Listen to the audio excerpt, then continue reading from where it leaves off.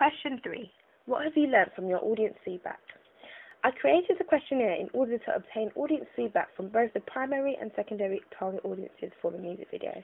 I have collected quantitative and qualitative data in order to draw reasonable and insightful conclusions on the successfulness of my product. I gave out my questionnaire to a sample of 40 people, approximately half are male and half are female. The primary target audience aged 15 to 20 was aged 15 to 20. I also collected data from the secondary audience, which was aged 24 plus. I also allowed them to watch the video twice before answering the questions.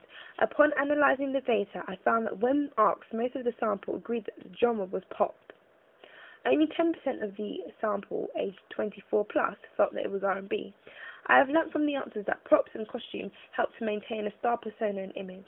When asked why they thought the genre was what they had selected, most commented that it was because of the song Monday Morning and the fast pace of the editing. Some said it was because of her confident approach towards the camera. From this, I have learnt that careful planning and research is essential to making a likeable and marketable product that is appealing. For example, prior to filming, I selected costume and props.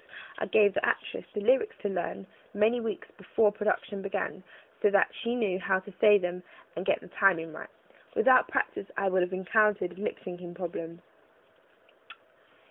The still shots that have appeared previously show the questionnaire I gave out to the audience and a summary graph of question 1 within the questionnaire that asks for the genre, or question 2, sorry.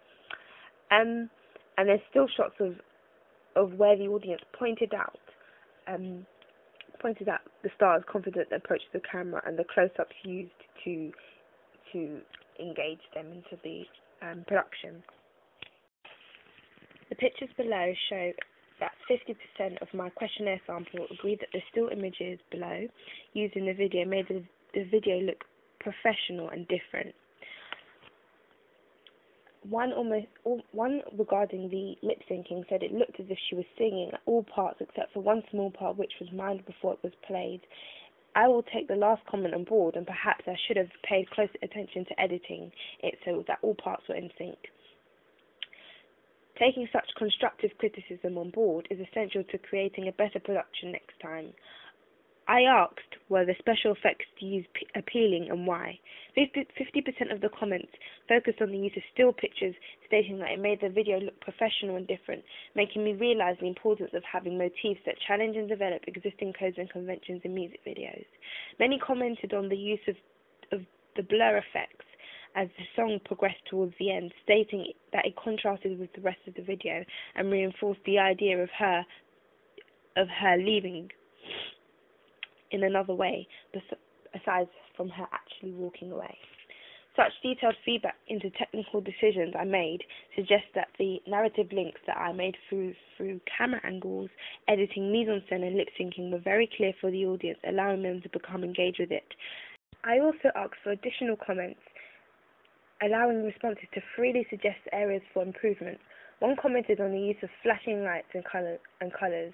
This is a very relevant comment due to the genre it was perceived to be pop, and the main feature of this genre is bold and eye-catching colours and props. So perhaps this should have been included a bit more than it already was. However, other responses stated that the storyline was clear and fun.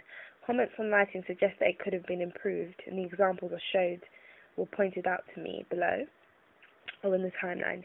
Overall, I have taken on board both positive and constructive feedback from the audience and concluded that there are aspects that I could have improved on.